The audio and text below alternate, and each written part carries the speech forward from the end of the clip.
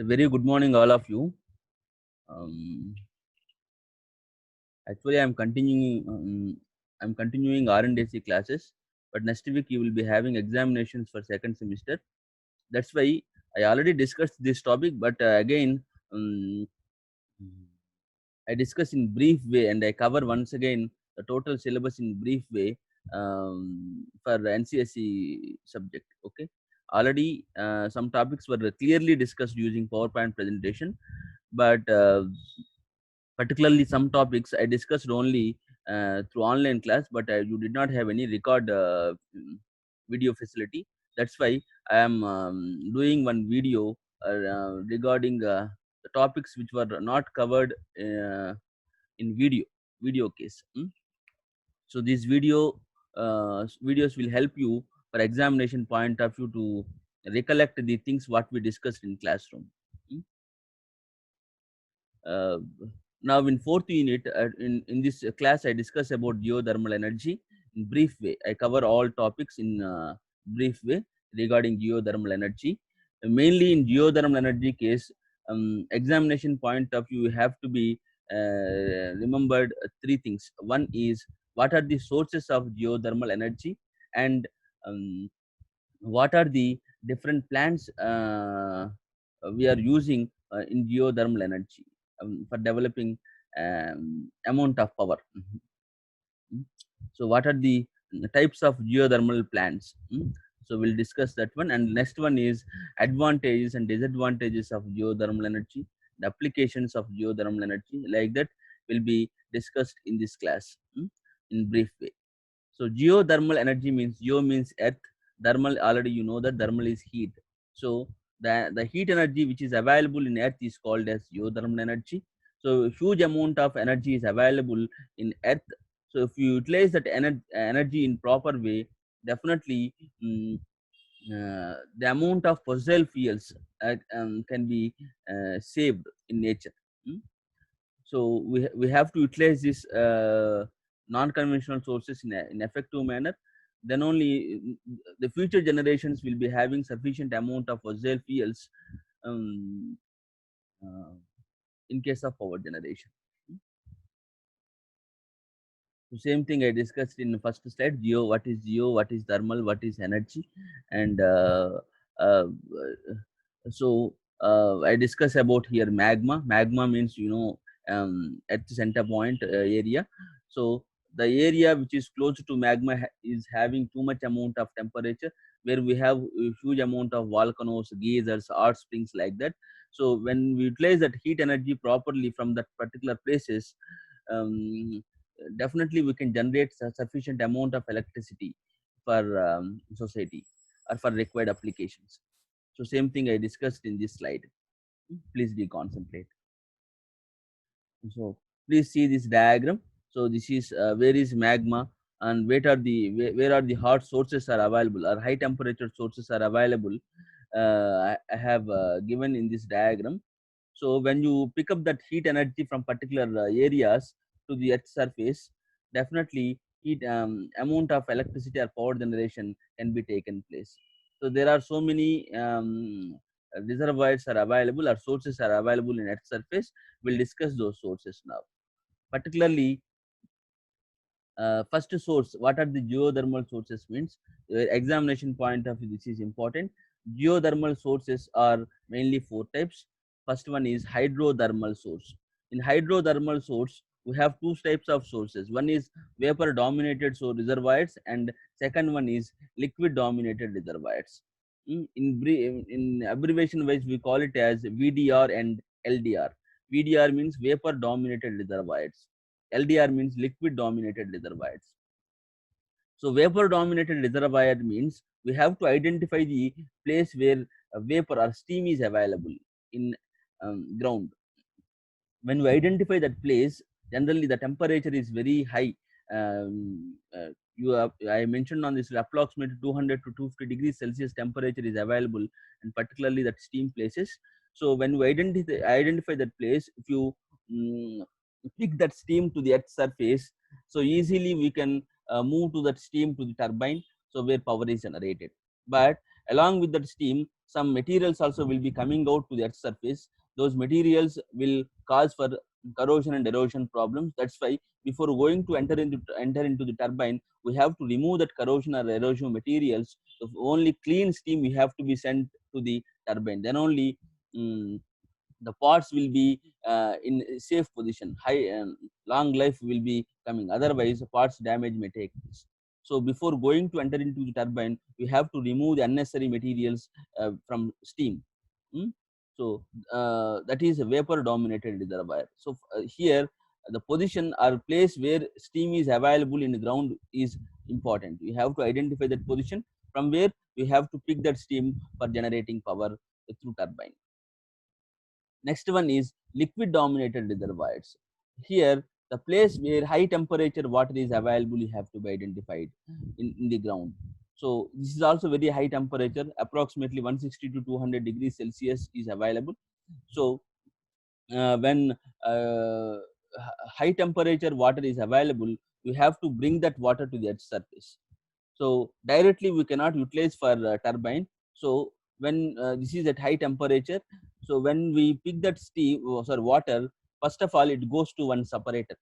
There are different types of separators are available in industry. For example, go for cyclone separator. Cyclone separator means inside we create one centrifugal action. So when high temperature water enters into that cyclone separator, um, due to that centrifugal action, steam will be separated from water, and high density particles will be settled down, it will go out. So that steam which is separated from cyclone separator is directly enter into the turbine, um, where where power is generated, from where electricity will be generated by the generator. So that is one separate circuit. So first of all, you have to identify the high temperature water resource. So from where you have to be picked up that one. So this is a liquid dominated reservoirs. Generally, these reservoirs are available at volcanoes. Mm. I mentioned on this slide, these reservoirs found near young volcanoes surrounding the Pacific Ocean and hotspots. So the range also they mentioned in slide, 2 to 10 megawatt power generation can be taken place by using these type of reservoirs. Mm. And next reservoir, next resource is geopressurized reservoirs. Geopressurized. Geo means underground, pressurized. So too much pressure place you have to be identified. In previous case, I mentioned about temperature, high temperature places for water and vapor. Now we are seeing about high pressure places. So for this for the, taking this amount of source, we have to go very deep. So when we go almost 2000 to 10,000 meters, so where mm, high pressure resource can be available. So almost 1000 bar you can be reached. So this is very high pressure. So at this pressure you will be having also high temperature. So by maintaining at this pressure or temperature, high pressure, you have water or brine, whatever it may be, different types of fluids are available, but directly those fluids cannot be utilized for generating power. That's why by using this high pressure and high temperature fluid, um, uh, we utilize that heat which is having inside the fluid to, through heat exchanger, and this heat will be transferred to another fluid in that surface. So by taking this heat, the other fluid will be converted into vapor. That vapor will be supplied to turbine. So directly the fluid which is in the ground will not move to turbine. So by using one heat exchanger, we transfer heat from this brine or water which is under ground. So that heat will be transferred to another fluid like organic fluid. Will be transferred to an organic fluid that will be vaporized. That vaporized organic fluid will be supplied to turbine where power is generated. So this type of circuit will be having in case of geopressurized reservoirs. Mm. So using high pressure spots, we are going to generate power. Mm. This is one more resource. And second one, and the third one is hot, dry rocks resources. hot dry rocks. So in this case, we identify the rocks which are having high temperature. High temperature rocks will be identified. So from Earth's surface, we supply water or some liquid to that particular high temperature rocks, from where heat is absorbed or heat is supplied to the liquid what we have supplied to particular rocks. So by taking that heat, that liquid will be again moved to Earth's surface. By utilizing that heat, we can generate power. So heat is transferred from hot rocks to liquid, which is supplied to particular position. So here pumping cost will be very high. This is not economical. Drilling, so too much amount of drillers you have to be utilized, and identification of particular spot also very difficult. So you have to identify where high temperature rocks are available. So this is very difficult task. So these are hot dry rock resources. Next one is normal geothermal gradient. Normal geothermal gradient. Um, when we dug into earth, automatically temperature value increases. When we go every 1 kilometer depth, approximately 30 degrees rise in temperature takes place. So like that, when we move approximately 20,000 feet, as I mentioned in this slide, you will be getting approximately 200 degrees Celsius. This is very high. So when we supply particular liquid or water to that particular place, high temperature will be created. That water will be absorbed, that heat which is having at a particular depth. So high temperature um, uh, will be converted into high temperature liquid. So when we utilize that heat in effective manner, we can generate power. So this is one more resource, normal geothermal gradient. So we have to move in depth, too much amount of depth, then only you will be having sufficient amount of temperature. Clearly I mentioned in last point, see all of you, no useful or economical technology has been developed to extract this large source of energy till now. No useful and economical technology to go deep way, to go in deep. So these are various sources what we have for geothermal energy. The applications point of view I mentioned on the side here, different applications, very easy to understand. You can write in one way. Space heating. So that the heat which is having in earth, using that heat, what are the applications we can maintain? I have here mentioned here. Space heating means using the heat energy inside the earth, we can maintain space heating. Temperature of the space can be increased. Air conditioning. For human comfort, you have to be maintained proper temperature, 16 to 22 degrees Celsius. So particularly when we go for cold countries, using this amount of geothermal energy, you can maintain air conditioning. Industrial processes. For required processes where heat is required, you can use for industrial geothermal energy. Drying of food or whatever it may be, sufficient amount of heat is required. So geothermal heat is geothermal energy can be used for this application. Agriculture, hot water applications, resorts and pools. If you want to maintain proper temperature in pool, you can use this. Similarly, melting of snow. Like that, different geothermal applications you can write in one way. Now, what are the geothermal systems? Like plants. Different, mainly three types of geothermal plants are available. First one is dry steam power plant. Next one is flash or steam power plants. Last one is binary cycle power plant. These three things will be discussed now. Dry steam power plant. This diagram you have to be drawn for examination point of view. To be understood in easy way, same diagram I have explained here. So see this diagram. This is also dry steam power plant. Very easy to understand. But here the source is vapor dominated reservoir. You have to identify the vapor dominated reservoir. By using that reservoir, you can run this steam power plant. How? See all of you. This steam power plant has a normal circuit what we have in regular steam power plants plant, but here uh, vapor dominated reservoir is required to be identified. So first of all, see all of you. So this is a vapor dominated reservoir place from where I have identified steam. That steam will be supplied to earth surface. Steam is picked up and moved to earth surface. Along with that steam, you will be having some amount of corrosive or erosive materials. First of all, you have to be separated from steam. So only the clean steam we have to be supplied to the turbine. Otherwise, turbine blades may be damaged. So this pure steam is moved to turbine where power is generated. From mechanical energy, you can generate electrical energy with the help of generator.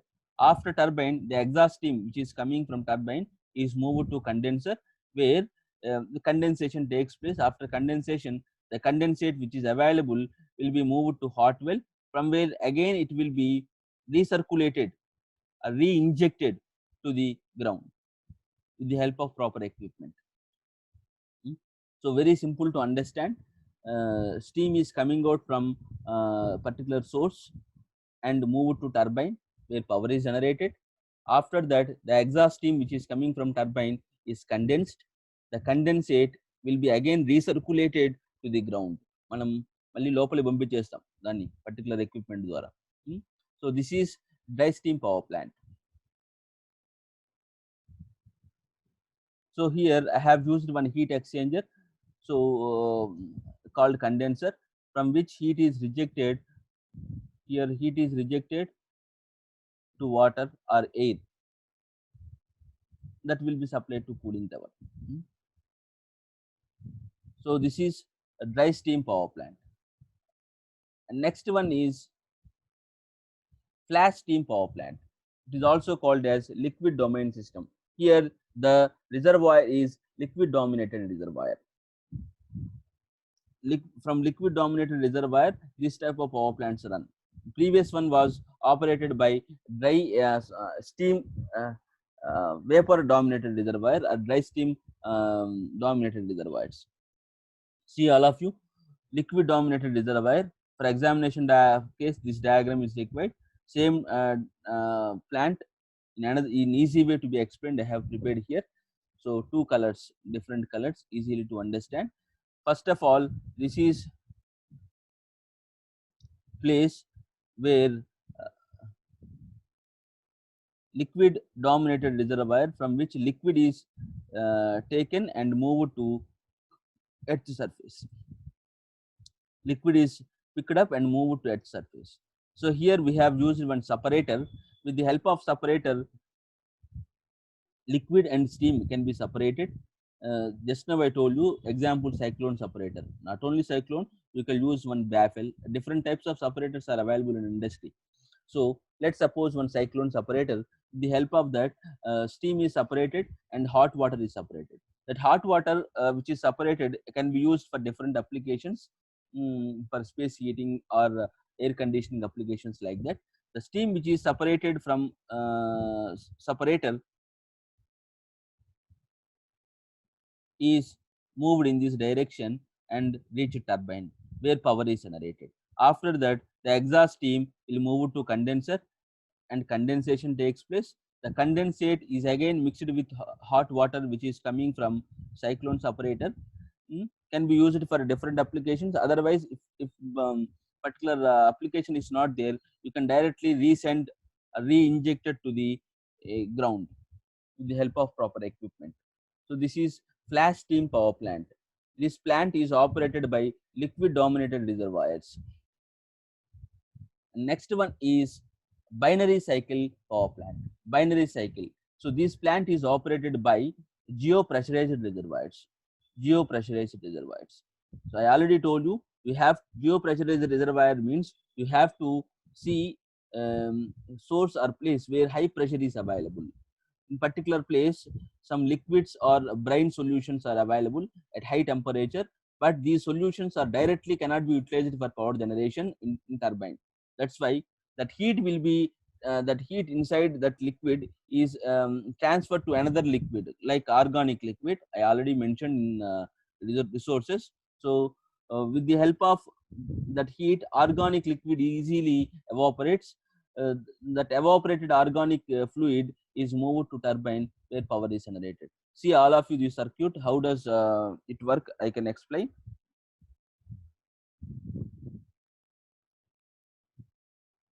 So this is geopressurized resources where high pressure is available. Pressure, high pressure. Let's suppose high pressure solution. One liquid is there, high pressure. Uh, let we take one brine solution in the ground. So this brine solution with high pressure and temperature is moved to heat exchanger. This brine solution cannot be utilized for turbine because um, turbine damage may take place because of the solution. So we are going to utilize that heat what we have inside. So this brine solution is moved to heat exchanger through pump. Pump means for creating another amount of pressure. If pressure is not sufficient, so we can increase the pressure up to certain extent for designed limit to reach the design limit. So this is heat exchanger. On the other side, in heat exchanger, we have supplied one organic fluid. Let assume isopentane is one organic fluid. I mentioned on this slide, example isopentane. So, which is, you should see that the organic liquid or fluid which is having low saturation temperature compared to water. So, that care should be taken. You should always maintain low boiling points. So, easily it has to be evaporated. So on the other side, organic fluid is going. So from brine solution to organic fluid, heat is transferred. Easily it evaporates. That evaporated organic fluid is moved to turbine where power is generated. After that, that organic fluid which is exhausted from the turbine is moved to condenser where condensation takes place. That liquid organic fluid is again moved to heat exchanger for taking heat from brine solution. So like that the circuit is going on. So here heat is rejected in condenser heat from organic fluid to cooling medium, heat is rejected. So this is on the other side. So the brine solution which is extracted heat to the organic fluid, after that it will again re-injected to the ground through this way. So this is binary cycle power plant. So these are important things to be discussed in geothermal energy. After that, see all for every diagram I have given discussion on slide. You read it easily, you can understand. Same thing what I explained in the diagram I mentioned on the slide. So what are the advantages of geothermal energy and disadvantages of geothermal energy? I mentioned on the slides. Please read it. And for potential case, this is also important for examination point of view. What is geothermal potential? First of all, on global market, I have mentioned here 10 top countries which are developing amount of power by using geothermal energy. So top 10 countries I have mentioned on this slide. India is not here. Uh, yeah. But when we go to India, what are the spots or places are available um, for generating those places will give sufficient amount of geothermal energy. I mentioned here. So green portion or green spots which are mentioned on this slide are suitable for generating geothermal energy. So easily you can see here, you can write sufficient information. Geothermal provinces in India, I mentioned here different places which are available. In Andhra Pradesh wise, mm, there is no separate place, but the different states are available. Please go through this. And what are the province? What are the temperature ranges? uh, what is thermal gradient I mentioned on this table. Please see all of it. So this is sometimes you may get practical question on it. what is geothermal potential in India or geothermal potential in the global market. Like that, you will be getting a practical question on it. So based on these slides, we can write something. So geothermal energy potential in India. India has reasonable potential for geothermal. The potential geothermal provinces can produce 10,600 megawatts of power. This is huge amount of power, but we have to utilize the geothermal energy in proper way. Hmm. Thermax is planning to set up 3 megawatt pilot plant in Puga Valley, Ladakh, Jammu Kashmir. 3 megawatt. This is small pilot scale power plant. Hmm. So, so this is geothermal energy. Next class, I'll discuss about fuel cell and magnetohydrodynamics power generation. Thank you.